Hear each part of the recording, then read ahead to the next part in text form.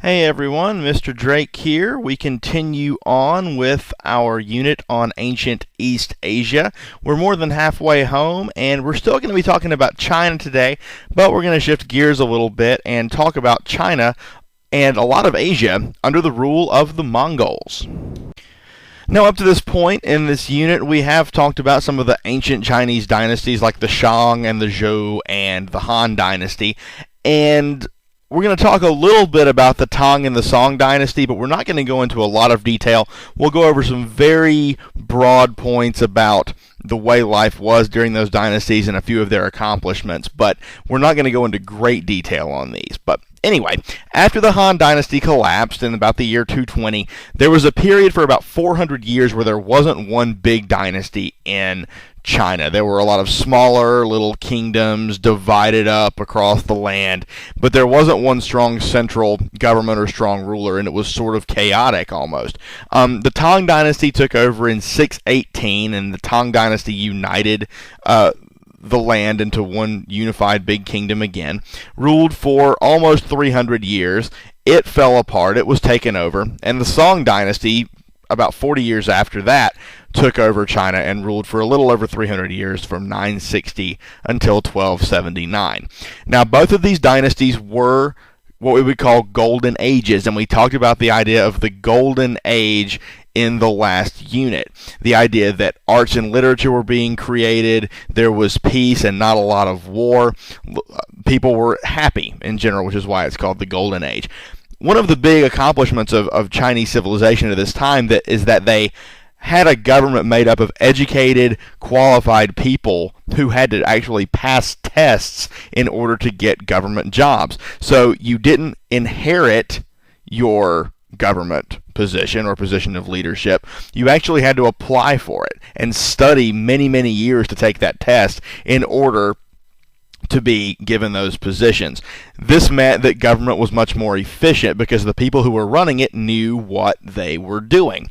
There was also social mobility. There was a class system in China, and we've talked about that in class, how you have the royal family, then the noblemen, and then the middle class and the lower classes.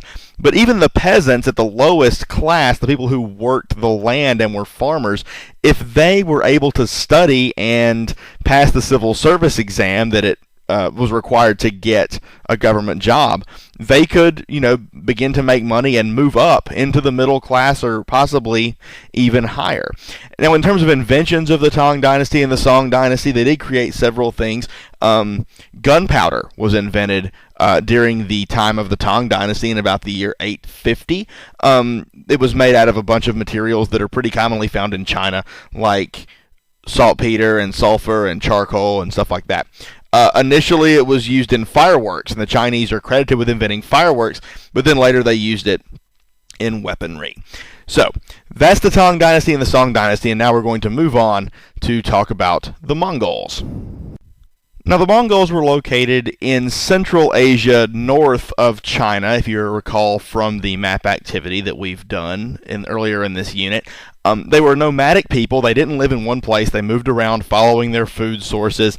They often were broken up into really small tribes who would just fight each other for control of the land and things like that.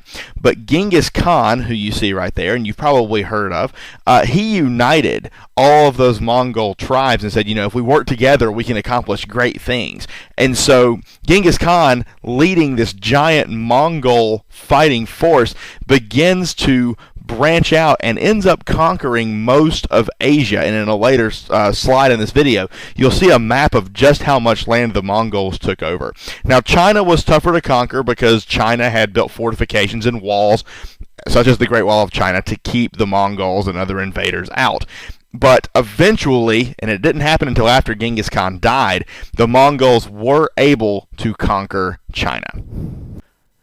Now, the Mongols had a reputation for having a very powerful, very brutal army and for being particularly fierce in battle. They were very good on horseback. It was sort of what they were known for. In the title slide of this video, you may have seen pictures of Mongol soldiers riding horses. They would just get on their horses, ride into battle, and sort of run down their foe. But once they conquered peoples, they tended to rule with a degree of kindness and generosity. And with China, that was no different. The economy flourished under Mongol rule. They branched out across Asia and increased Chinese trade. There were trade routes you see there on the map known as the Silk Road. The red lines denote the routes that were over land, and then the blue routes there show areas to which Chinese merchants and traders would sail to trade their goods, such as silk and spices that really couldn't be found anywhere else in the world other than China. And you begin to see the ideas of different parts of the world be exchanged with China as traders would come into contact with one another from different areas, different countries, different kingdoms. They would share food, they would share ideas for crops, things like that. And so you begin to see those ideas disperse throughout the known world at that time. Now, as I mentioned earlier, Genghis Khan actually died before China could be taken over completely. His grandson, Kublai Khan, is the one who finalized the overthrow of the Song dynasty and the takeover of China, and he renamed it the Yuan dynasty. And you see there just how big the Mongol Empire got at its peak. It took up most of Asia, down into India, parts of the Southeast Asian peninsula there. It even got over to the Middle East, what used to be, a long time ago at this point, Mesopotamia, and even got into Europe a little bit. So this is a huge area they were controlling.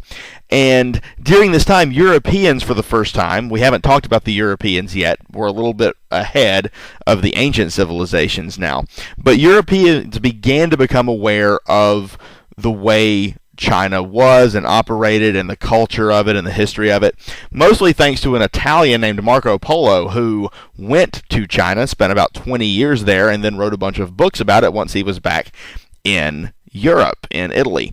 And he would describe how ornate the palaces were. Kublai Khan's palaces had gold and silver walls, for example, with these big, magnificent paintings on the walls and things like that. So, people became kind of fascinated with China, and it also helped that, they had all these really cool exotic things like spices and silks that they traded that couldn't be gotten anywhere else in the world. So China really had this degree of mystique about it, you could say, to people of the Western world. And we'll talk more about that as the course goes on later in the year.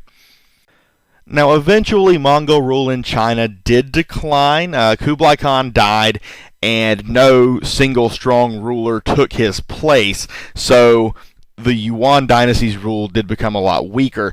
And the Chinese, even though they had it pretty good under Mongol rule, they always hated being ruled by this outside force, these interlopers. So eventually it was actually a peasant named Zhu Wanzhong that put together this rebel army that just drove the Mongols out and put them back on the other side of the Great Wall of China. So at that time, the Chinese had reclaimed their land, their country, had kicked the Mongols out for good, and established a new dynasty called the Ming Dynasty that we're actually going to be covering later in the course as the year goes on. We will revisit China in more modern times, and we'll talk about the Ming Dynasty then. But I will say now they were known for their artistic achievements and things like their paintings and their pottery, and you see there on the screen a lovely Ming vase. So we'll be talking more about them as we go on this year. And that's all for today. Make sure to review information on the Chinese dynasties and empires that we've talked about so far in preparation for your unit quiz that will be coming up in the next few days. And be sure to be keeping up on your extension activities and other assignments for this unit. As always, be sure to ask me or Ms. Hall if you have any questions.